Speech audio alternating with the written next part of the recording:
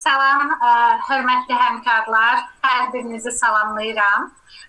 Mən Afaq Kazımova, 12 ildir pedaqoji fəaliyyətlə məşğulam. Bugün sizlərlə birlikdə belə deyim, bir təlim də deməyək, bir müzakirə apararıq. Bilmədiklərimizi bir-birimizdən öyrənərək, necə deyək, bilik paylaşdıqca çoxalır, artır və hər birimizə faydalı olar inşallah. Əvvəlcə qatıldığınız üçün hər birinizə minnətdaram və təşəkkür edirəm. Sizə belə bir sual ünvanlamaq istəyərdim, əziz dostlar. Heç olubmu ki, maraqla bir dərs hazırlamışsınız, o dərsi keçirsiniz, ancaq hiss etmişsiniz ki, şagirdlərin fikri sizdə deyil. Məsələn, bəzisi pəncərəyə baxsın, bəzisinin hansısa bir fikrə dalır. Yəni, görürsünüz ki, bəzisi zəngin vurulmağını gözləyir. Bu halla heç qarşılaşmışsınızmı? Zəhmət olmasa bununla bağlı məlumat verərsiniz. Səbinə xanım, mən ekran kaydım görünür. Bəli, görünür. Aha. Zəhmət olmasa məlumat verərsiniz. Axşamınız xeyir aparım, necəsiz? Axşamınız xeyir, sağ olun. Nəbim Məmə, siz necəsiz? Xoş gördük. Yaxşı, çox sağ olun, təşəkkürlər. Sualınıza davam vermək istəyirəm. Bəli, olub belə bir dərs hazırlamışam. Həyat bilgisine aid. Dinlərlə bağlı, şagirdlər çox çətinlikdən qavrayırdı dinlərlə bağlı mövzunu. Belə bir dərs hazırlamışdım. Bu dərs şagirdlərə bəzilərinə maraqlı gəldi, bəzilərinə isə maraqsız gəlmişdi. Burada mən əsas araşdırma, yəni elmi əsaslı eləmişdim də. Daha sonra gördüm ki, artı bir 10 dəqiqə idi də. Gördüm maraqsız gəldi, keçdim B planına.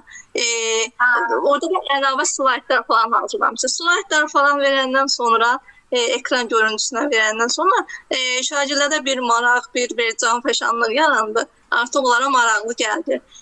Video formasında, demək qısa şəkillər, videolar formasında onu uşaqlar tez bir zamanda qavradılar. Və din mövzusunu beləliklə həll edə bildim nəhayət. Halbuki 3 dərs etdiniz. Özünüzdə nə kəşf etdiniz, Nərmin müəllimə? Düşündünüz ki, yəni nədən asılıdır bu? Düşündüm bu 21-ci əsrin şagirdləri olaraq bunlara daha maraqlı, cəlb edici dərs lazımdır.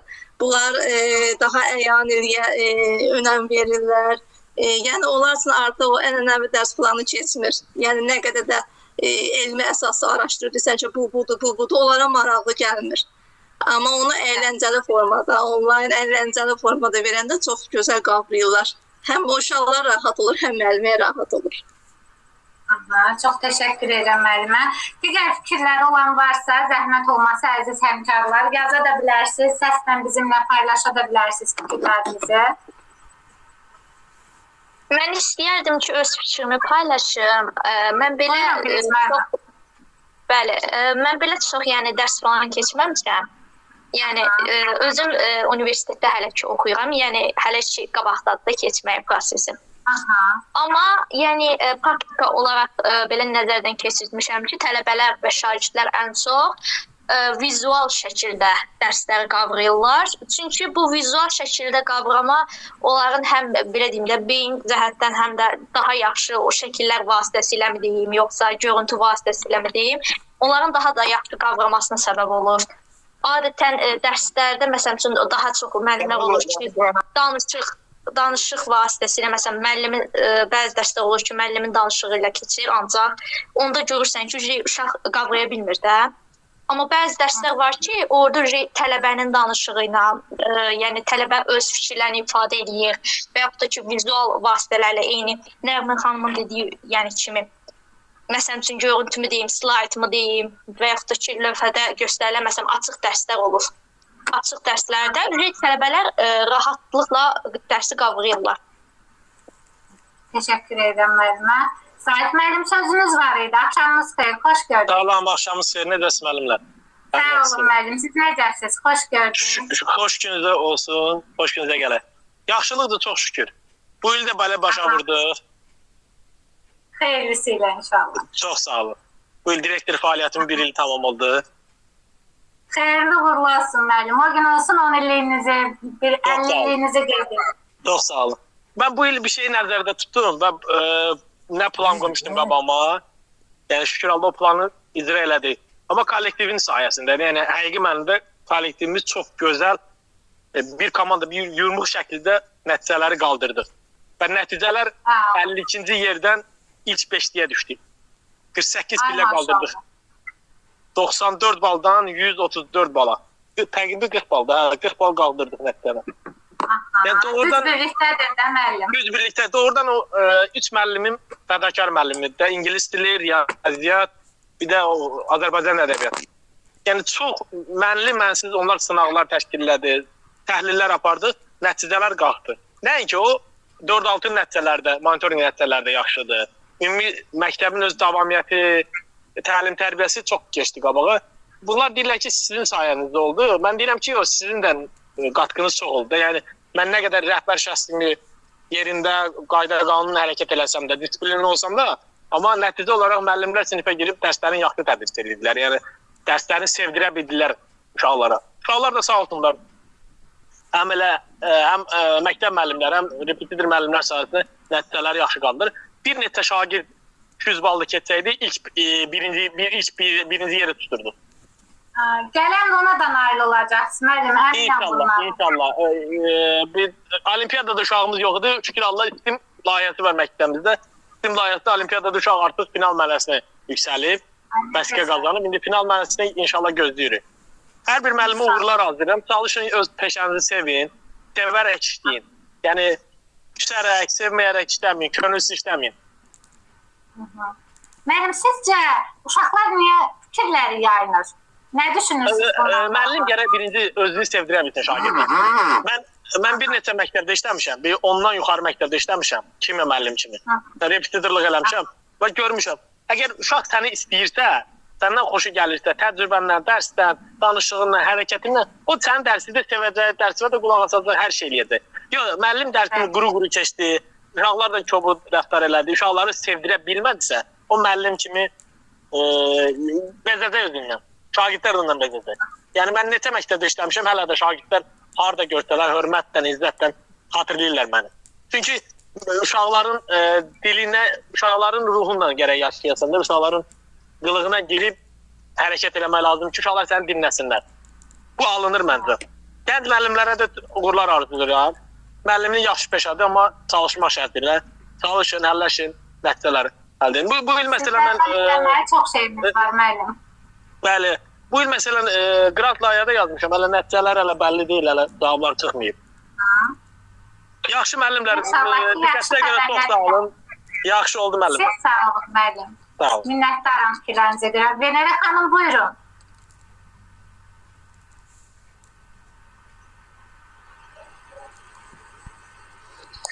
Axşamınız xeyir olsun, əziz dəyərli. Axşamınız xeyir müəllimən, xoş gördük. Çox sağ olun. Mən də öz fikrimi bildirmək istəyərdim. Mən artıq 17 ildir ki, ingilis dili müəllimi olaraq fəaliyyət göstərirəm.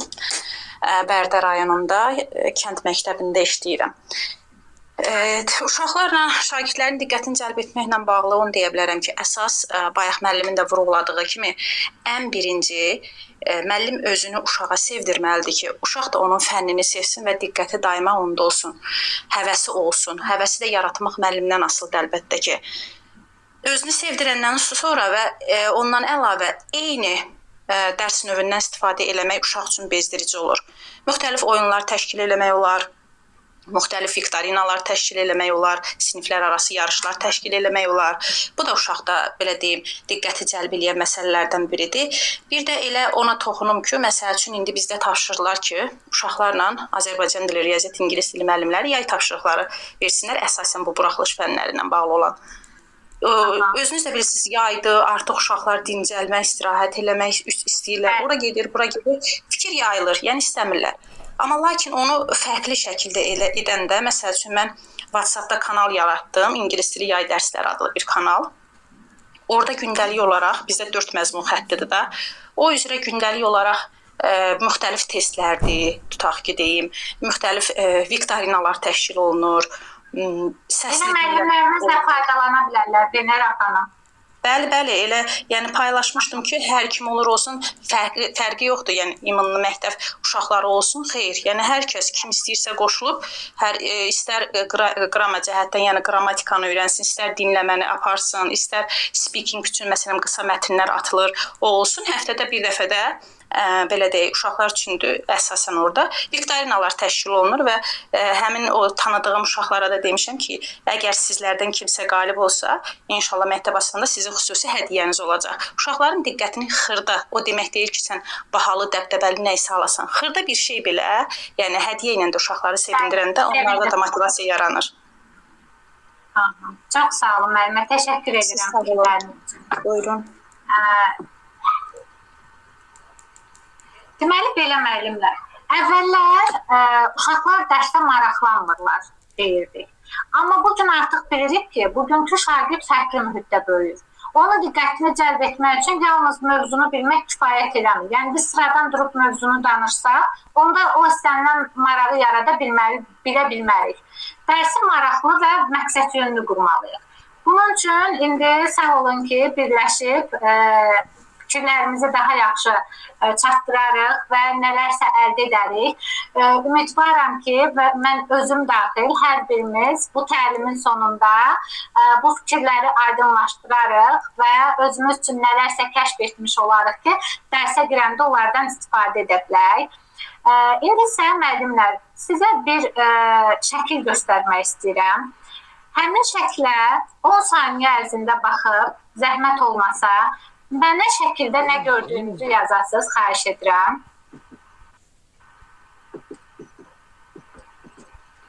Bir dəqiqə.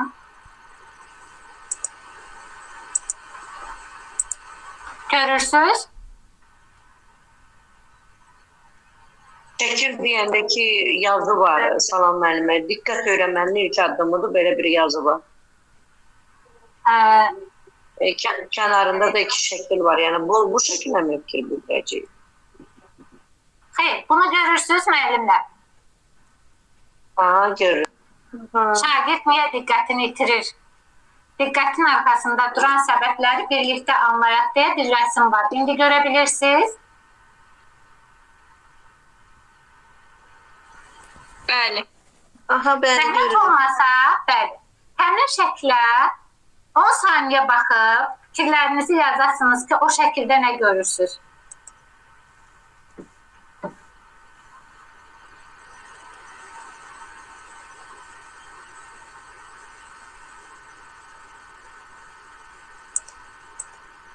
Yaza bilərsiniz nə gördüyünüzü müəllimlər? Nə gördünüz? Maraqsız ortam. Bir neçə dəfə görmüşəm. Həmişə qoca qadın. Aha. Hirsli qadın. İnsan görürəm əslində. Aha. İnsan. Üzünü yana çevirən bir adam. İnsan. Bəli.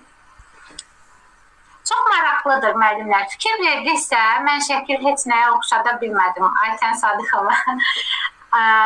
İndi belə deyək. Görürsünüz, Aytən müəllimə, hərəmiz fərqli bir şeylər gördük. Eləmiz var ki, yaşlı bir qadın gördük. Eləmiz ola bilər ki, məsələn, mən gənc bir qız görə bilərdim. Bəzilərimiz heç nə hiss edə bilmədik, heç seçə bilmədik ki, orada nə var. Halbuki, hamımız eyni bir şəklə fokuslanmışdıq da, hamılıqla həmin şəklə baxırdıq. Bu kiçik fəaliyyət bizə çox vacib bir həqiqəti göstərir. Bəziləri burada şagirdlər də eynidir. Şagirdlər də eyni dərsi eyni şəkildə qəbul etmirlər. Yəni, necə ki biz hamımız eyni şəkilə baxdıq, eyni şeyi görmədik. Uşaqlar da onun kimi. Eyni şeyə qulaq asırlar, amma eyni formada qəbul etməyə bilərlər. Bəziləri görərək daha yaxşı öyrənə bilər, bəziləri eşidərək, Bəziləri yalnız özü fəaliyyətə qoşulanda daha yaxşı olur. Diqqətin yaranmasının başqa səbəbləri də var. Məsələn, uzun və monoton izah. Biz nə qədər uzun izah etsək, eyni tip fəaliyyət göstərsək, uşaqlar sıxılmış olacaqlar. Şagirdi prosesə nə qədər cəlb eləsək, nə qədər onların motivasiyası azalmasa, diqqəti zəifləməsə, bayaq sizin dediyinizə qüvvət, onlar daha çox bir şeylər əldə etmiş olacaqlar. Deməli, məqsədimiz bu olmalıdır ki, müəllimlər, yalnız məlumat verməli deyilik. Biz düşünək ki, çıxmışıq lövhənin qarşısına, biz ancaq danışırıq, çox gözəl bir qayda izah edirik və uşaqlar bunu öyrənməlidirlər. Xeyr, yalnız məlumat verməli deyilik. Məqsədimiz burada artıq uşaqları düşündürmək olmalıdır. Onlarda maraq yaratmalıyıq. Öyrənmə prosesində fəal iştirakçı mövqeyinə çevirməliyik. İndi belə bir sual daha verim sizə. Fikrinizi bilmək istəyərdim. Sizcə dərsdə şagirdin diqqətini ən çox nə yayındırır? İzah uzun olanda mı yayınır? Maraqsız fəaliyyət olanda mı? Yorğunluq, digər hansı səbəbi nəzərdə tuta bilərsiniz? Nədə hiss edirsiniz ki, o hal baş verəndə uşaqların fikri daha çox yayınır? Axşamınız xeyir Afaq müəllimə. Axşamınız xeyir Ayşə müəllimə, xoş gördük. Çox sağ olun. Məndən əvvəl kimsə deyəsən danışırdı. Buyursun, söyləməm fikir. Ayşe müəllimə, Cəfərova Ayşe, Ləvan Ali Məktəbi ibtidai sinif müəlliməsi. Mən düşünürəm ki, monoton tipli dərs əlbəttə ki, uşağın diqqətini çəkmir. Yəni, standart ancaq müəllim danışsın və şagird ona qulaq alsın, ancaq müəllim neysə izah etsin, şagird ona qulaq alsın. O dərs əsla bir uşağın diqqətini çəkməz və birdən uşaqların səviyyəsinə uyğun qurulmayan dərs uşaqların diqqətini çəkmir. Çünki əgər ki, dərs bir neçə səviyyəyə bölünərək qurulursa, yəni %100 o dərs aktiv olur və o dərsdən həm müəllimdə dincəlir, həm şagirdlər. Axşamınız xeyir Afaq müəllimə. Axşamınız xeyir müəllimə, xoş gördük. Çox sağ olun, uğurlar sizə də. Mən də bir 5 illik pedaqoji fəaliyyətimdə, yəni öz müşahidə etdiklərimdən deyim. Məncə belə bir şey var burada. Şagirdin dərsdə diqqətinin yayınması bütün yəni o 45 dəqiqəni mi desək, eyni fəaliyyətlə məşğul olmaq dərsə diqqəti çox yayındırır. Məsələn, girim mən 45 dəqiqə dayanmadan danışım, mən çox yaxşı dərsi izah edə bilərəm, qrammatikanı çox gözəl öyrədə bilərəm, hər şey. Amma məsələn, çox belə bu özəl liseydə bilirsiniz də, biraz bizim valideynlərimiz kaprizlidirlər, biraz daha çox tələb var. Oldu ki, təsadüfən otağın qapısı açıldı bu yaxınlarda, gəldi valideyn, dedi ki, hə, mən dərsdə əyləşmək istəyirəm. Dedim, buyurun, gəlin əyləşin dərsdə. Uşaq da yetəri qədər problemli uşaq idi. Valideyn özü şokdaydı ki, uşaq o qədər dərsə maraqla münasibət göstərirdi ki, yəni mən müəllim olaraq kəşf eləmədim də, valideyn çıxanda məndən görüşdü. Dedi ki, Aysel müəllimə, bilirsiniz mənim övladım niyə bu qədər sizin dərsinizə maraq göstərir? Niyə soruşdum? Dedi ki, fikir verdim, 45 dəqiqənin içərisində təbii ki, xarici dildə həm dinləmə elədiniz, həm danışıq elədiniz, rollu oyun qurdunuz, dialoq elədiniz, kitabdan tapşırıq işlədsiniz, dərsi başa saldınız və ən sonda dərsi, təzə keçdiyiniz dərsi testlə yekunlaşdırdınız. Sənə hansı bir çətin dil alman dili, hə Aysel müəllim? Bəli, yəni çox çətin alman dili, xüsusilə ibtidai sinif uşaqları arasında, yəni valideyn yəni yüksək səviyyədə belə razılığını bildirdi ki, yəni mənim övladım bu qədər problemli uşaq, bu dərsdə bunun bu qədər marağına mən heyran oldum. Heç övladımdan dedi gözləməzdim. Təbii ki, məktəb olaraq da bu bizə müsbətdir, müəllim olaraq da müsbətdir. O uşağın da motivasiyası qalxır. Evdə də valideyn deyil, hə, bugün sənin dərsində oturdum, sən fəal idin, uşaq da təriflənir. Yəni, məncə 45 dəqiqəni eyni fəaliyyətlə məşğul düzgün bir yanaşma deyil. Bəli, çox doğrudur. Ramazan müəllim, buyurun. Salam, Afaq müəllim. Salam müəllimə, xoş gördük Nərmin xanım. Ramazan müəllim də evdə dinləməklə məşğul olmaq, dinləmə evdə formalaşır. Ona təşəkkür edirəm. Buyurun Nərmin xanım, xoş gördük. Çox sağ olun, uğur arzulayıram. İnşallah gözəl başlamışsınız təlimə. İnşallah axıra kimi də gözəl davam edəcək, buna əminəm. Məncə də yəni dərsdə sıxıcı, uzun, maraqsız dərslər olanda əlbəttə ki, tək uşaq yox, hər birimizə yəni maraqsız gələ bilər. Bezər o dərsdən bir növ desək. Amma diskussiyalı, qrup şəklində dərslər hazırlansa, uşaqların onda fəaliyyəti də daha aktiv olur. Müzakirəli keçir, özləri də nəsə öyrənirlər, bir-birlərini öyrədirlər. Qrup şəklində daha maraqlıdır. Real məsələn кейslər üzərindən nəsə bir tapşırıqlar olsun, bu situasiya tipli olsun. Maraqlı, əyləncəli dərsin mövzusuna uyğun təbii ki də, yəni yaş qrupuna da uyğun. Maraqlı keçəndə onda uşaqları da cəlb edəcək, müəllimə də, uşaqlara da daha xoş və əyləncəli, öyrədici bir dərs olacaq. Mən belə düşünürəm. Çox gözəl, çox düzgün düşünürsünüz. Çox sağ olun. Çox sağ olun. Deməli, yoldaşlar, maraqlı dərs məlumat vermir, öyrənmə yaradır. Maraqlı dərsin 5 əsas prinsiplərindən gedə bilərik.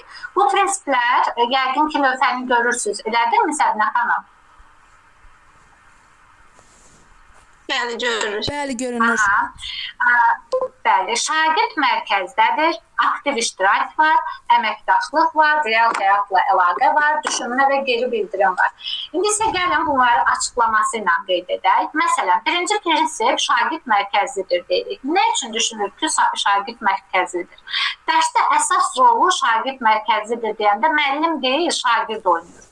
Yəni, şagird dinləməklə kifayətlənmir. Biz əvvəllə olurduq, öz zamanımızdan düşünək. Oxuduq, dinləyirdik ki, müəllim bizə dərsi izah eləsin, bitirsin. Amma indi deyil. Şagird dinləməklə kifayətlənmir, öyrənmə prosesinin iştirakçısına çevrilir. İkinci proses aktiv iştirakdır. Aktiv iştirak dedikdə nəyi nəzərdə tuturuq? Şagird sual verir, araşdırır, müzakirə edir, nəticə çıxardır. Yoxsa axıra qədər sus, məni dinlə, monoton şəkildə deyil. Üçüncü prinsip əməkdaşlıqdır. Əməkdaşlıq deyəndə nəyi nəzərdə tuturuq? Qrup və cüt işlərində şagirdlər bir-birindən öyrənməyə imkan yaratmaq, yoldaşlar. Və bunu öz müşahidəmdən də qeyd edeyim və çalışdığım qədərilə mən o şəkli yönləndirirəm. Bilmirəm siz nə formada edirsiniz. Məsələn, qrup və cütlərlə edəndə müəllim var ki, biraz yaxşı oxuyan, məsələn, 4-lük, 5-lik şagirdləri bir partaya yerləşdirir, bir qrupa qoyur, 3-lük olanları, 2-lik olanları isə bir qrupa yığır. Və bu, əlbəttə ki, həm real mövqe deyil, çünki oradan bəllidir ki, hansı komanda qalib gələr, aralarında mübarizə də getməz və biri var ki, bilən bilməyənə öyrətsin, yanındakı olan bir şey götürsün, biri də var ki, heç biri bilməsin və oradan heç bir şey əldə etmək olmaz. Ona görə, məsələn, elə bölmək lazımdır ki, yaxşı oxuyanın yanına bir zəif oxuyan qoymaq, zəif oxuyanın da yanına yaxşı oxuyan qoymaq. İnanın mənə, onda nəticə daha uğurlu olur, əməkdaşlıqları daha yaxşı alınır. Mən həmişə uşaqlara deyirəm ki, məsələn, tutaq ki, biriniz zəifsiz, bilmirsinizsə, biriniz tapın, o tapanda tutaq ki, yapışdırmalı bir şeydir. Səndə qoya yapışdırsın. Onda ondan bir şey öyrənəcək, yapışdıranda belə, nəyəsə yerinə taxanda belə görəcək və onun yadında qalacaq. Yəni, daha sonra real həyatla əlaqə.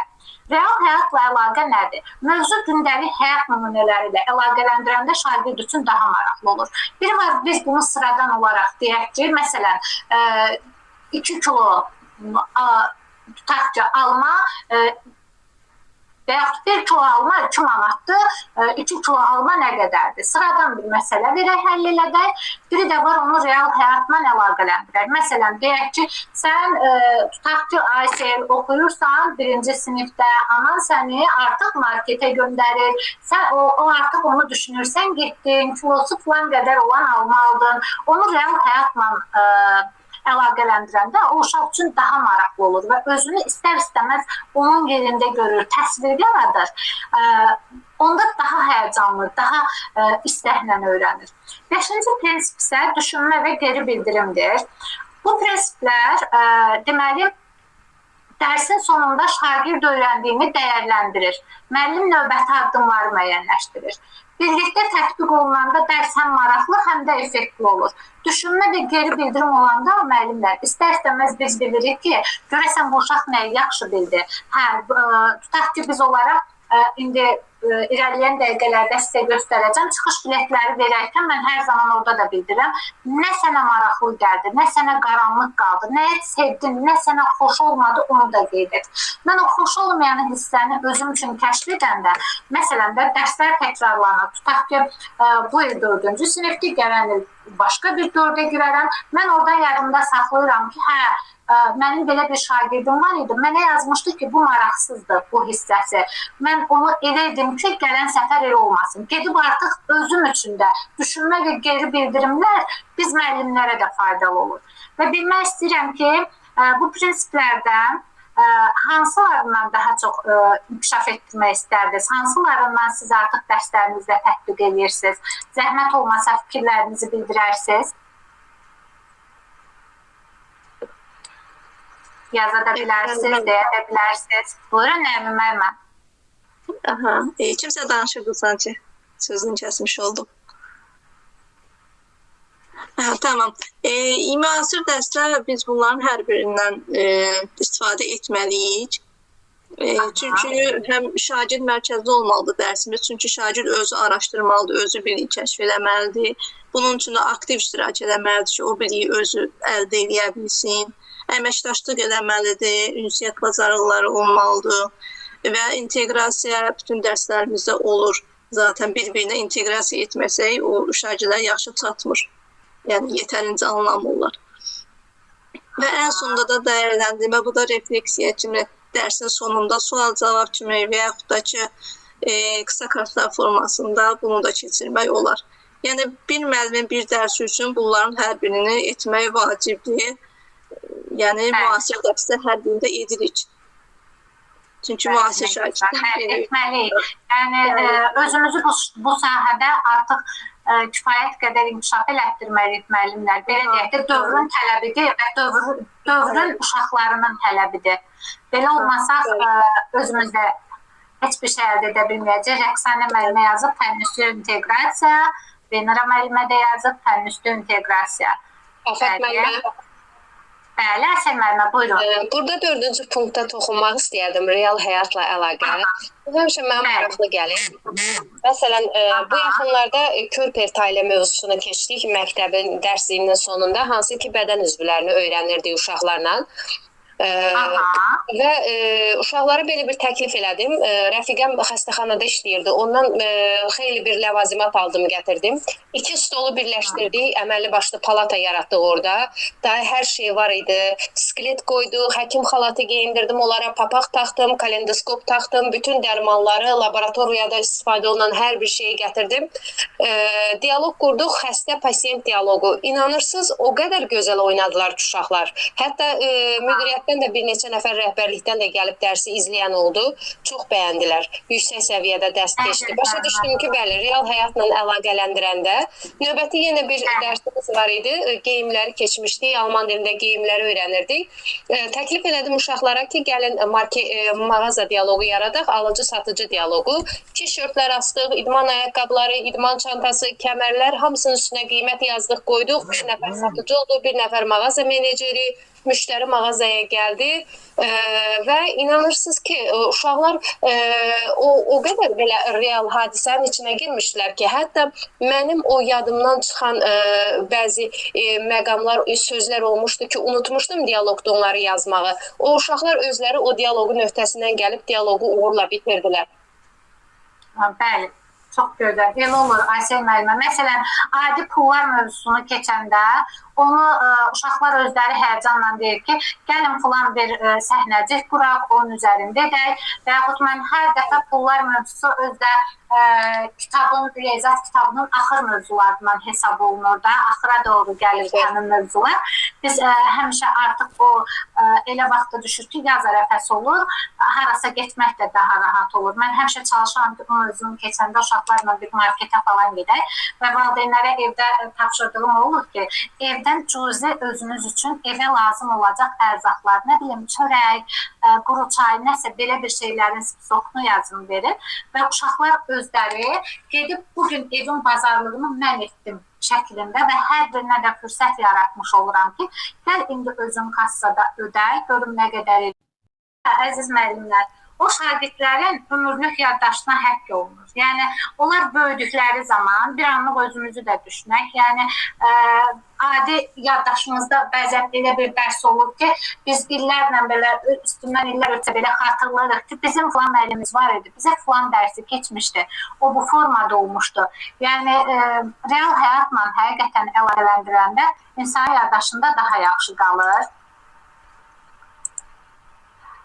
Və Səbinə xanım, ekran görünür? Bəli, görünür. Aha. Dərsin ilk 5 dəqiqəsi dostlar. Diqqəti necə cəlb edək? Deməli, araşdırmalar göstərib ki, dərsin ilk dəqiqələri şagirdin diqqətini qazanmağın ən vacib vaxtıdır. Yəni, nə əldə etsək dostlar, o ilk 5 dəqiqədə edə biləcək. Əgər ilk 5 dəqiqədə maraq yarada bilsək, dərsin qalan hissəsində idarə etmək daha asan olar. Yox, əgər ilk dəqiqələrdən bu içəri girərkən şagirdlərə maraqsız gəlsə, inanın mənə, yerdə qalan o 40 dəqiqəni belə uşaqlar üçün o əhəmiyyət kəsb eləməyəcək. Məsələn, biz bunu necə edə bilərik ki, onlar üçün maraqlı olsun? Bunun üçün müxtəlif yollardan istifadə etmək olar. Məsələn, tutaq ki, içəri girərkən, sinifə daxil olanda bir əşya ilə girə bilərik. Qısa bir tapmaca və ya problem təqdim edə bilərik. İmkan olduqda mövzuya uyğun qısa bir video nümayiş etdirə bilərik. Vacib olan o deyil ki, böyük bir şeylər edək. Vacib olan odur ki, şagird dərsin əvvəlində özündə bir sual hiss etsin. Düşünsün ki, görəsən biz bu gün nə öyrənəcək, görəsən müəllim bizə nəyi demək istəyir. Bütün diqqəti orada qalsın və özündə onu axtarıb cavabı tapmağa görə maraq yaratmaq üçün özündə bir maraq olmalıdır ki, o axıra qədər bizi dinləsin. Maraq yarananda diqqət də tətbiq olunur. Yəni, buradan bu nəticəyə gəlirik ki, ilk təəssürat dərsin davamını müəyyənləşdirir. İndi isə sizdən soruşmaq istəyərdim. Siz dərslərinizdə ən çox necə başlayırsınız? Məsələn, maraqlı bir sual da ola bilər, şəkil olar, oyun olar, bir-birimizdən bəhrələnmiş də ola bilərik. İnşallah ki, sentyabrda yenidən dərsə qaydanda buradan öyrəndiyimiz bəzi şeyləri özümüzdə gedib dərslərimizdə tətbiq edərik. Afaq müəllimə, Bəli, sualınıza cavab vermək istəyirəm. Əgər İlk 5 dəqiqə çox önəmlidir. Sinifə girirsən ki, məsələn, biri dolabın qabağındadır, biri lövhənin qabağındadır, biri yerdə əyilib, nəsə. İlk bu 5 dəqiqə çox önəmlidir. Yığaq bunları, hər kəs əyləşsin partaya, düzgün şəkildə müəllimə qulaq asın. Məsələn, mən öz taktikamı deyim, mən sinifə girəndə belə gülər üzlə, yüksək əhval-ruhiyyə ilə girərəm. Bəzən insanıq, həyatımızda nələrsə olur, mütləq şəkildə onu sinifə, şagirdə yansıtmamağa çalışmalıyıq. Bacardığımız qədər, xəstə belə olsaq, problemimiz belə nə qədər böyük olursa olsa, bacardığımız qədər yüksək motivasiya ilə mənə elə gəlir ki, girməliyik sinifə. Və məsələn, mən həmişə belə deyirəm, uşaqlar, bugün bir dənə super dərs gətirmişəm sizə. İndi dərsdə bir dənə xırda qayda var. Deməli, biz bu qaydanı öyrənsək, alman dilində indiki zamanda sərbəst, heç kimin köməyi olmadan cümlə qurarıq. Təsəvvür edin, sinifdə hərə bir yerdədir. Mən o söz işlədən kimi hamı gəldi, oturdu ki, müəllimə bizə nə qayda deyəcək. Çox sadə qaydadır uşaqlar. Dinləyin məni, 5 dəqiqə vaxtımız alacaq. 5 dəqiqəyə bu qaydanı eləyək və indiki zamanda alman dilində cümlə quraq. Yəni, bir dənə bu cümlə... İlk 5 dəqiqəni tutsaq, davamı gələcək. Bəli, bir dənə olmursa, özümüzün lövhənin qabağında neynəsək də heç nədə də bilmir. Düzdür, bir dənə mənə bu cümlə kifayət elədi ki, o 45 dəqiqəni uşaqlar ancaq o tapşırığın qaydanın üzərindən getdilər. Bəli. Həvəs yaratmalıdır da, müəllim. Həvəs yaratmaq lazımdır. Həvəs yaratmalıyıq. Öyrətdiyimiz şeyin əhəmiyyətli olduğunu, onlara lazım. Bəli, öyrətdiyimiz şeyin onlara əhəmiyyətli olduğunu, lazım olduğunu, harda necə tətbiq etmək olduğunu əvvəlcədən göstərməliyik onlara. Doğrudur, müəllimə, təşəkkür edirik. Fikirlərinizi səsləndirə bilərsiniz, hörmətli müəllimlər.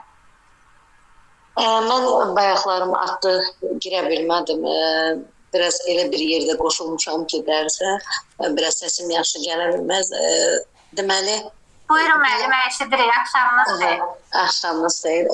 Deməli, bayaqki var idi dərsin 5 prinsipi. Mən onu demək istəyirəm ki, bəli, hər şey o öz yerində. Axırıncı prinsip var ki, refleksiya. Məncə bir müəllimlə, daha çox müəllimlər o səhv eləyirlər ki, refleksiyanı elə ancaq çıxış bileti, ancaq düşünürlər ki, refleksiya eləyiriksə o standart svetofor usulu, bu həyatda sənə necə kömək eləyəcək kimi suallar. Məsələn, mən düşünürəm ki, bu ancaq onun köklənməyi, o uşaqların ona diqqətini çəkmir.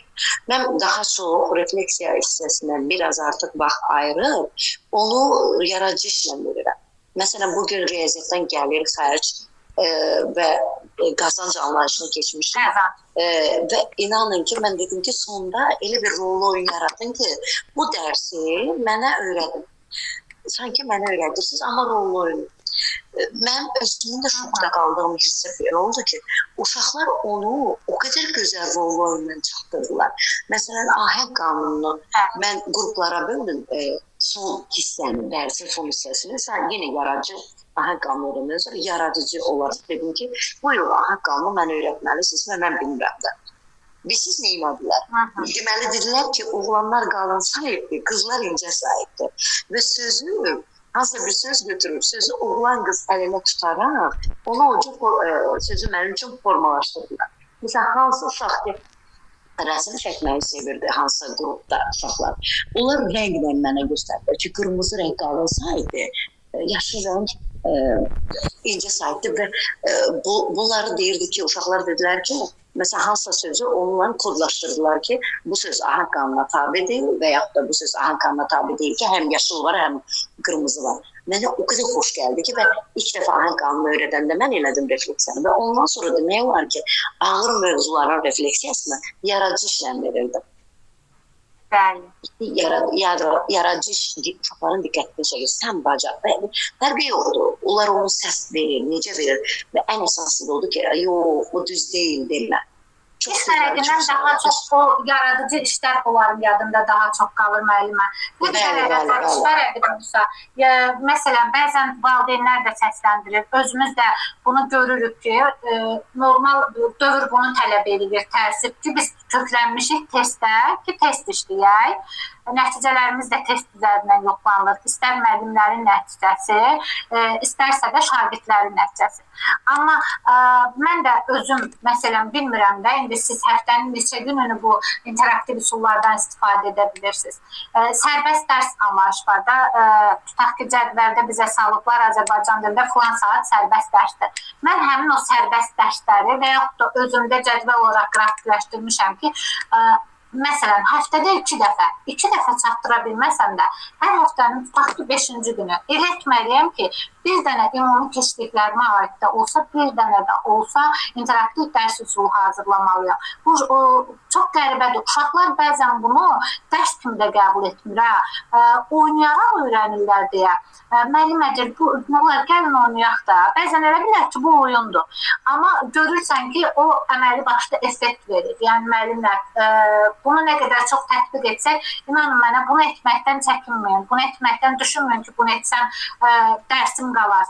Dərsi dərsdə o formada da öyrənmək mümkündür. Buyurun müəllimə. Bəli, kimsə söz deyəcəkdir, yox, məsələn, o deyiri dərsin 2-5 dəqiqəsi axırıncı günləri idi, isti hava idi, dərs uşaqlara maraqlı, girdim içəri dərsi danışıram və baxdım ki, uşaqlara çox maraqsızdır da, neyim, birdən gözüm sataşdı, sinifdə basketbol topum var idi, yumuşaq səbət qoymuştum. Dedim ki, deməli, zamanlar idi, feilin zamanlarını təkrar olaraq keçirdik. Və mən topu, dedim, belə bir üsul var, mən kimə top atacağım, mən zamanı deyəcəm, kimisə keçmiş zaman topu tutan uşaq o zamanda söz deyəcək. İnanın, o isti havadakı hamısı tərin içində olan, o tipdə olan uşaqlar, indi dövlət məktəbdə bizdə sərin deyil, o da kondisioner yox. Bir an içində elə canlandırdılar ki, yəni mütləq dərsə oyun qatmaq, hansısa bir rəngarənglik etmək lazımdır ki, uşaqların diqqətini çəkmək lazımdır. Buna görə də mən düşünürəm ki, siniflərdə müəllimlərin əlinin altında B plan olaraq bir çox ləvazimatlar olmalıdır. ki mütləq B planı daha çox dərslər daha çox o zaman məndə bilmirəm başqası daha o zaman gözəl olur ki, məndə B planı işə yarayır. Daha çox, yəni əvvəldən qurduğum evdə də qəşəng yanılmır, amma hansı ki B planının işə yarayanda anədən olan şeylər bəli, çox gözəl. Bəli. Tamam, edək.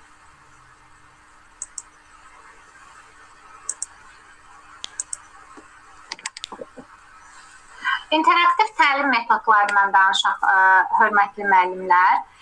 Deməli, gördüyünüz kimi, dərsin planını düzgün qurduqda dərsimiz normal axarla gedə bilir. Amma bu planı həyata keçirərkən müxtəlif vasitələrdən istifadə olunur. Bunlardan biri də təlim metodlarıdır. Təlim metodlarını ekranda görürsünüz. Məsələn, beyin həmləsi, klaster, problem əsaslı öyrənmə, müəllimənin bayaq bildirdiyi kimi rol oyunu, akvarium, bütün bunlar interaktiv təlim metodlarının nümunələridir. İndi bunlar haqqında məlumat verim. Məsələn, beyin həmləsi, yəqin ki, hər birimiz bu metodlardan istifadə edirik. Əgər hansındansa istifadə etmiriksə, inşallah ki, bir-birimizdən faydalanıb istifadə edərik. Beyin həmləsindən istifadə edərkən şagirdlərin sərbəst fikir söyləməsi və yaradıcı düşünməsi yaranır. Digəri klaster üsuludur.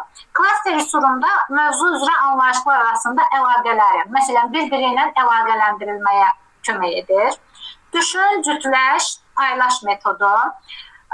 Bu metodda şagirdlər əvvəlcə müstəqil düşünür, sonra yoldaşı ilə fikir mübadiləsi aparır və sonda siniflə paylaşmaq imkanı yaradır. Bəs problem əsaslı öyrənmə nədir? Problem əsaslı öyrənmə şagird hazır cavabı almır. Yəni biz konkret olaraq demirik, bunun cavabı bu 2-ni 2-yə vuranda 4 edilir. Və yaxud da 2 quşun, məsələn, tutaq ki, 4 gözü var. Biz bunu problem əsaslı öyrənirik. Hazır cavab demirik. Biz ona problemi veririk, o araşdırır və həlli yolunu tapır. Digəri akvariumdur. Akvarium metodunda bir qrup fəaliyyət göstərir. Digər qrup fəaliyyət göstərmir. Digər qrup müşahidə qismində iştirak edir. Müşahidə edir və digər qrupa öz fikirlərini bildirir ki, bu qrup nəyi etdi, necə etdi. Belə deyim də, münsif qismində iştirak edir akvariumda bir qrup. Digəri isə rollu oyundur. Rollu oyun da şagirdlərin çox sevdiyi bir hissədir. Daha canlı və yadda qalan olur.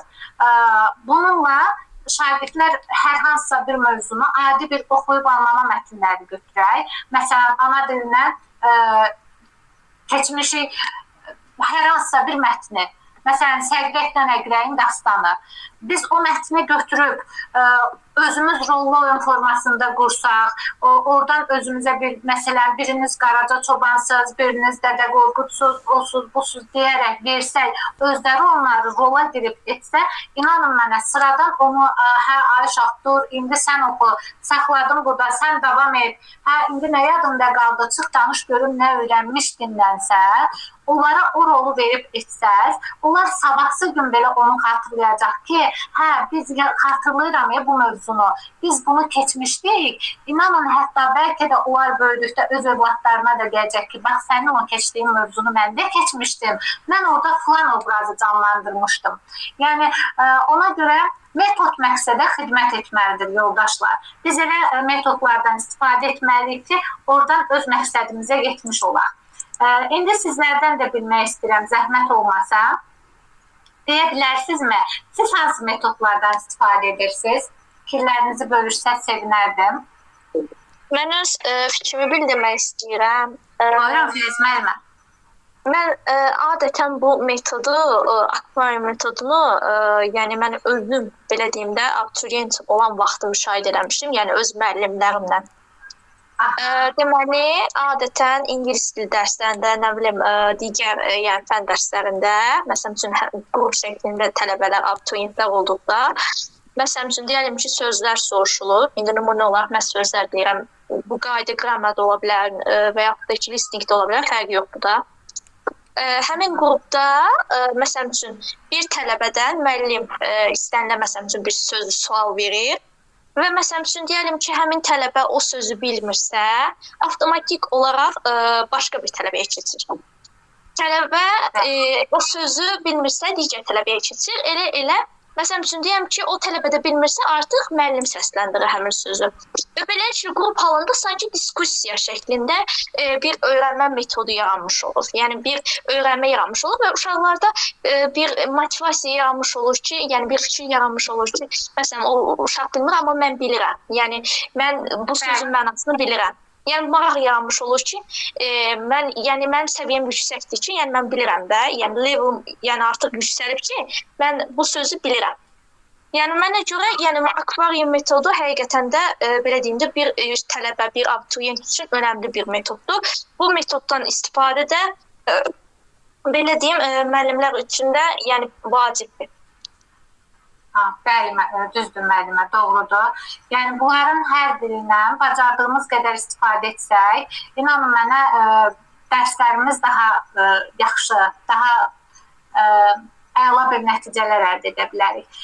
Şagirdlərin diqqətini itirməsinin ən böyük səbəblərindən biri də biz uşaqlara eyni cür yanaşırıq müəllimlər. Amma nəzərə almaq lazımdır ki, sinifdəki şagirdlərimiz fərqlidir. Məsələn, bəziləri vizual ola bilərlər. Vizuallar onlar görürlər. Görməklə yadlarında daha yaxşı saxlayırlar. Bəziləri audioaldır. Audioal dedikdə nəyi nəzərdə tuturuq? Onlar eşidirlər. Yəni eşidənlər daha yaxşı yadında saxlayırlar. Elə uşaq var ki, bu nəinki uşaqlara, bu bizim özümüzə də aiddir. Kinestetikdirlər. Kinestetik nədir? Hərəkətlə öyrənirlər. Yəni sıradan onların nəyisə eşitməyi, görməklə yox, hərəkət olduqda öyrənə bilirlər. Bununla bağlı xüsusi bir testdə var. Siz mən gələn səfər inşallah nə vaxtsa görürsək, onunla bağlı sizə göndərərəm, özünüz də baxarsınız və orada biz hətta böyük şəxslər belə özümüzü onun üzərindən yoxlaya bilirik həmin testdəki, orada verilən sualları işləyərkən. Mən onu tapsam qrupa əlavə edəcəm, siz özünüzü yoxlayarsınız və oradan kəşf etmək olur ki, mən vizualam, audioalam, yoxsa kinestetikam. Yəni şagirdlər də belədir. Biz hər hansısa bir vizual uşağa götürüb kinestetik və audioal dərs keçsək, onlar həmin o yerdə qalan uşaqlar prosesdən uzaq qalmalıdır. Ona görə də diqqəti elə seçməliyik ki, uşaqların hamısı faydalanıb yararlana bilsinlər. İnteraktiv vasitələr. İnternet olsa da, olmasa da dərs mümkündür. Bu nədir, yoldaşlar? Deməli, bəzən belə bir fikir eşidirik. Bunu daha çox hiss etmişəm. Rayonda olan müəllimlərimizdən, daha çox bu dağlıq və dağətəyi ərazilərdə yaşayan müəllimlərimiz də bu fikri çox səsləndirirlər ki, məsələn, internet yoxdur, biz həmin vəsaitlərdən necə istifadə edək? Hörmətli həmkarlar, bəzən ola bilir ki, internet olmasın. Olursa nə gözəl. Əgər internet varsa, bu deməkdir ki, dərslərinizi düşündüyünüzdən də yaxşı keçə bilərsiniz. Albacarıqları indi daha çoxdur. Məsələn, qısa bir nümunələr deyim, bunların hərəsi uzundur. Kahootdan istifadə edə bilərsiniz, virtual hazırlaya bilərsiniz, quizlərdən, adi süni intellektin, gemlərin özü ilə müxtəlif formatlı belə deyim, interaktiv vəsaitlər, metodlar yarada bilərsiniz. Əgər bu yoxdursa, rəngli kartlar yarada bilərsiniz özünüz. Sual kartları hazırlaya bilərsiniz, uyğunlaşdırma kartları, çarx, zərf, kağız oyunlardan istifadə edə bilərsiniz. Hətta hər mövzuya uyğun kiçik oyunlar qurmaq mümkündür. Bunun fərqi yoxdur. Bəzən deyirlər ki, mən Azərbaycan dili dərsi keçirəm, mən kimya dərsi keçirəm, mən ona aid nə qura bilərəm? İnanın mənə, hər mövzuya uyğun bir şey qurmaq olur. Mən hətta sizə öz təcrübəmdən paylaşım, bilmirəm, etmisiniz ya yox. Bir mövzunu keçirəm, mövzu məsələn, isim mövzusu bitdi. Və mən uşaqlara deyirəm ki, mən buna uyğun bu oyunu qurmuşam. İndi hərəniz ya qrup şəklində, ya da tək-tək gedin hərəniz bir oyun hazırlayın. Sizin hazırladığınız oyunu gətirin hamılıqla oynayaq. İçi mən daxil. Onlar sevinirlər ki, mən bir oyunu hazırladım, müəllimə də mənim oyunumu oynayacaq. Çox yaxşı xatırlayıram. kəsir mövzusunu və Azərbaycan dilinin isim mövzusunu keçmişdim. Uşağın biri hətta onu inteqrasiya edərək hazırlamışdı. Belə papatya şəkli düzəltmişdi, çəkmişdi və onun hər ləçəyinə kəsir və konkret mücərrəd isimlər yazmışdı ki, hansılardır? Dedi müəllimə, mən bunu bilirsiniz nəyə əsasən eləmişəm? Multfilmlərdə dedi görmüşəm, sevir, sevmir. Mən də ona uyğun olaraq konkretləri saxlayıb mücərrədləri qopardacağam. O qədər o mənim yaddaşımda qaldı ki, düşündüm ki, hə, nə gözəl. O ağıl yaşda deyil, başdadır misalı. Yəni biz də bunlarla işləyə-işləyə, inanın mənə, özümüz də inkişaf edib, özümüzü belə deyim də, genişləndirə bilirik, biliklərimizi artıra bilirik. Onun üçün uşaqlara da o yöntəmi yoxlayın. Deyəm, bax, bu mövzunu keçdik. Mən buna aid bir dənə bu oyunu qurmuşam. Sən hansı bir oyunu qura bilərsən? Belə olduqca özünüzün şəxsi portfolyonuzda o zaman artmış olacaq. Yəni əlinizin altında artıq oradan çıxandan sonra o sinifdən düşünəsiniz ki, görün burada nə qədər oyun metodu var idi. Qeyd edeyim öz dəftərimə, mən o metodlardan sonra həmin mövzuya aid baxmayaraq ki, bəlkə də uşaq elə bir mövzuya aid bir oyun qurub ki, siz o oyunu başqa bir mövzuda yenə istifadə edə bilərsiniz. Yəni oyunlarla öyrənmək həqiqətən yaxşıdır. Fikirlərinizi bilmək olar, müəllimlər. Siz hansı texnoloji vasitələrdən və yaxud yaradıcılıq vasitələrdən istifadə edirsiniz? Salam, axşamınız xeyir olsun. Axşamınız xeyir olsun, mən xoş gördüm. Çox sağ olun. Mən daha çox öz dərslərimdə Kahoot-dur, Wordwall-dur, məsələn burada yazdığım kimi Quizizdir və yaxud da ki, Canva-dan da istifadə edirəm. Yəni düşünürəm ki, öyrənməkdə daha çox vizual öyrənmə daha çox önəmli rol oynayır. Hansı ki, şagirdlər müəyyən mövzunu qavrayarkən əsasən görərək daha yaxşı anlayır. Düzdür, öyrənmə tərzləri müxtəlifdir. Audio ola bilər, yəni səsli eşitmə və yaxud da kinestetik ola bilər, verbal ola bilər və yaxud da ki, yaxud da onun oxuyub anlamı da ola bilər. Amma düşünürəm ki, ən çox yadda qalan elə daha çox uşaqların sevdiyi texnoloji vasitələr daha çox üstün olur. Hansı ki, onlar həm şagirdlərin müəyyən qədər yormur, eyni zamanda mövzunu daha yaxşı mənimsəməsinə, həmçində rəqabət yönlü bir təhsil sistemi də yaratmış olur. Bu baxımdan düşünürəm ki, Kahoot-dur, Wordwall-dur, daha sonra Quizizin özü də yaxşıdır, sonra Google Classroom. Bunlar istərsəməz məncə təhsil baxımından daha da yaxşıdır.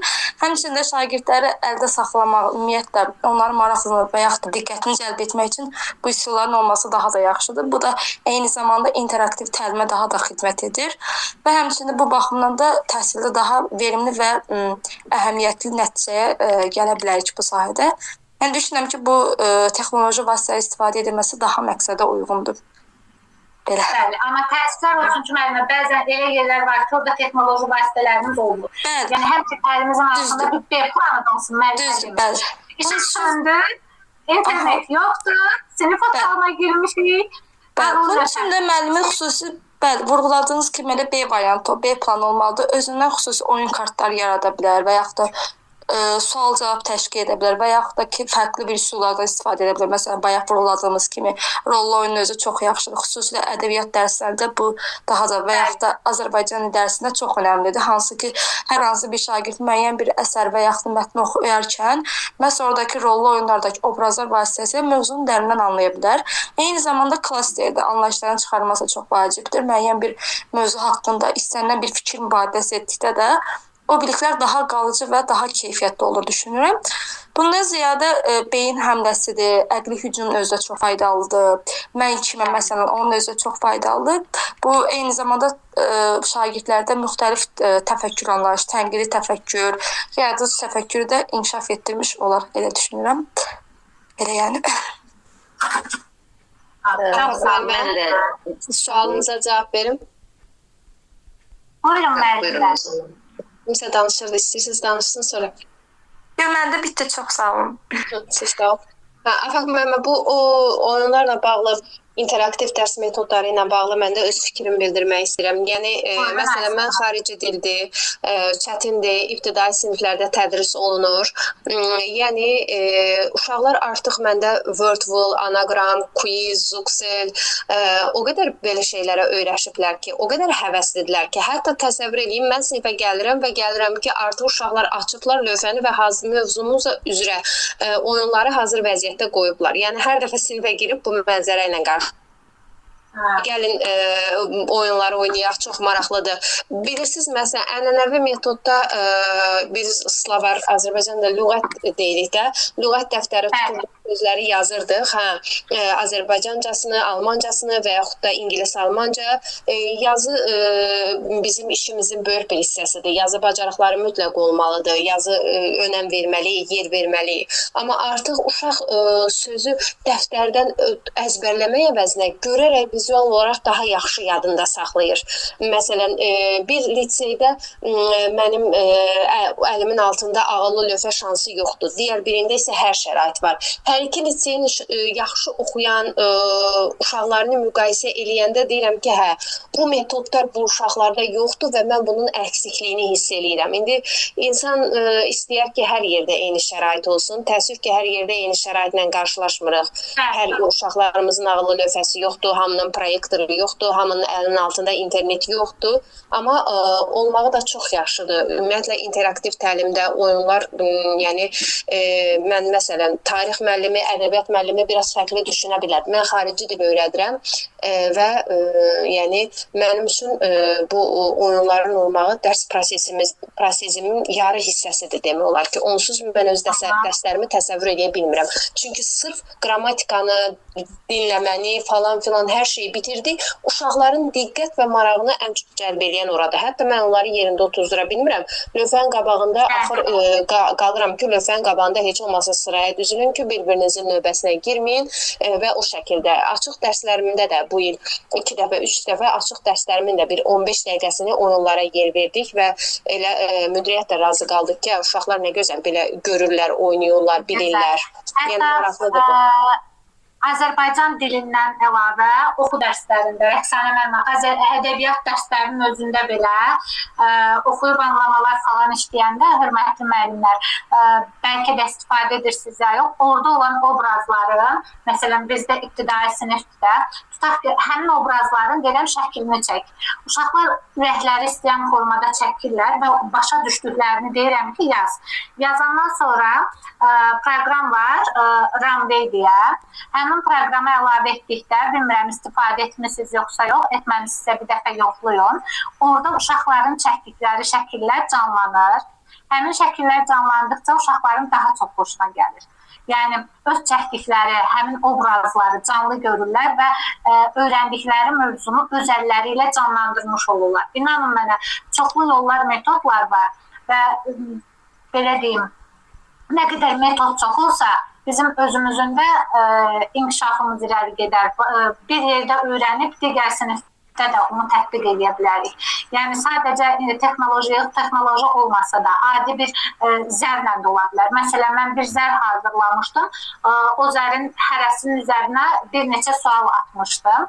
Hər bir uşağı çağırırdım. Deyirdim ki, atırsan, hansı sual düşsə, üstündən xət çək, həmin sualı oxu, hamınız yerinizdə onun cavabını yazın, tez mənə qaldırın deyə. Yəni, hər formadan yararlanıb istifadə edə bilərik, yoldaşlar. Mən öz fikrimi demək istəyirəm. Buyurun, müəllimə. Düşünürəm ki, müasir dövrdə uşaqlar bütün günü telefonda, kompüterdə bu müasir işlərlə məşğul olur və beyin yüklənir. Bəli, bu Word, Quizdən, Anaqramda, mən məsələn Milyoner şousu düzəltməyi çox sevirdim. Onlara həvəsli gəlirdi elə refleksiyada. Amma mən daha çox düşünürəm, bilmirəm, səhv düşünürəm, bəli, müasir olmalıdır, inkişaf olmalıdır. Amma uşaqları kinestetik cəhətdən olan hissədə daha çox inkişaf etmələrinə şərait yaratmaq istəyirəm. Çünki çox oturaq rejimdədirlər. Çox əllərində telefon, divandan qalxmayaraq saatlarla onun üzərində dayanırlar və bəzən özüm də bir valideyn olaraq digər işlərin başına gedib uşağın elə halda da buraxırıq. Ona görə də sinifdə məsələn adətən özümün sanki internet yoxmuş kimi oyunlar düzəltməyi daha çox sevirəm. Məsələn, söz birləşməsini necə düzəltdim, axırın üzərində söz birləşməsi oyunu. Bir neçə əvvəlcədən söz birləşməsi düzəltdim, sonra onları kəsdim və ayrı-ayrı büktüm. Uşaqlar hər hansı o bükülmüş şahızlardan birini götürdü və sonra söz cütləri yaratdılar. Söz birləşmələrini, məsələn, biri durdu çiçək. Çiçəyə uyğun kimdə uyğun? Biri dedi ki, ətri. Mən səndən söz birləşməsi düzəldə bilirəm. Çiçək ətirim, yəni lövhəyə. Çox maraqlı gəlirdi onlara. Bəli, düşünürəm ki, bəli, müasir dövr üçün hər bir müəllim bu müasir rəqəmsal bacarıqları bilməli və onu dərsdə etməlidir. Amma bu tərəfi də əsla unutmamalıdır. Çünki dayanmadan onları ona cəlb etmək, bəli, mütləq ki, onları o tipində inkişaf etdirmək lazımdır. Çünki təsəvvürən o vərəqi açmaq, o həyəcan, sonra uşağın onu oxuması, anlaması və sonra birləşdirməsi və əl-ələ tutub lövhəyə gəlməsi, o bir çox xüsusiyyətlər uşaqda inkişaf edir və ona görə də müəllimlərin bu üsulda yəni vaxt ayırmalarını daha çox istəyərdim. Amma çox istəyirəm. Yəni buradakı müəllimlər, məsələn, siz bayaq ləçək dediniz, mən artıq özüm üçün keçib avtomatikliyə getdim harasa. Mümkün qədər çox istəyərəm ki, elə bir üsulu olan müəllimlər varsa danışsın. Çünki adətən bu sessiyalardan götürəcəyimiz şeylər kiminsə üsuludur. Mən çox istəyərəm. Əlbəttə. Hər birimiz bir-birimizdən öyrənirik. Mənim özüm belə artıq sizin dediyinizdən bir şey götürdüm. Fikrimdəki, mən də bunu dəyişib başqa bir şeydə istifadə edərəm. Onun üçün fikir paylaşdıqca adam öyrənir.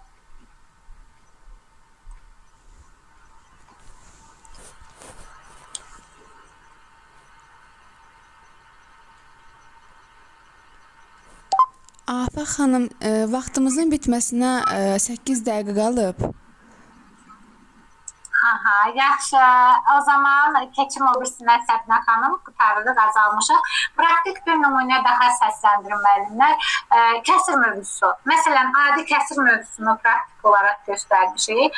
Tutaq ki, bunun üçün sizə ən rahat yol Pinterestdir. Mənim fikrimcə Pinterestdə Canva'dan daha çox şeylər tapa bilərsiniz. Bu formada çıxardıb uşaqları onun üzərindən, məsələn, yarını göstər, tamı izah elə, böldün bir hissəsini götürdün, o götürdüyün hissə nə adlanır? Yəni, mövzu həyatdan götürülmüş nümunələrlə öyrəndikdə daha yaxşı olur. Qiymətləndirmə hissəsində, qiymətləndirməmiz dediyimiz kimi müəllimlər hər birimizdə fərqlidir. Burada çıxış biletindən və yaxud gördüyünüz kimi müəllimin bayaq səsləndirdiyi svetofor üsulu da ola bilər, baş barmaq üsulu da ola bilər, refleksiya hissəsində qiymətləndirmə yalnız qiymət verməklə deyil, yoldaşlar, onu izləməklə, yəni inkişafı izləməklə olmalıdır. Sonda isə kiçik dəyişikliklər böyük nəticələr yaradır. Vaxtımız azalır deyə istəyirəm ki, diqqəti dərs, buradan bu nəticəyə gəlirəm ki, sizinlə hörmətli müəllimlər, diqqəti cəlb edən dərs müəllimin seçimindən başlayır. Müəllim dərsi necə seçəcəksə, necə quracaqsa, həmin cəlb olunmuş dərs onun seçiminə əsaslanmış olacaq. Hər birinizə qatıldığınız üçün çox təşəkkür edirəm. Dəyərli fikirlərinizi paylaşdığınız üçün hər birinizə minnətdaram. Ümid edirəm ki, az da olsa nəsə bir qatqımız oldu. Mən sizdən bugün xeyli şey öyrəndim. Hər birinizə minnətdaram, təşəkkür edirəm. İnşallah ki, çox sağ olun Elvin müəllim, minnətdaram. İnşallah ki, təkrar qismət olar görüşərik.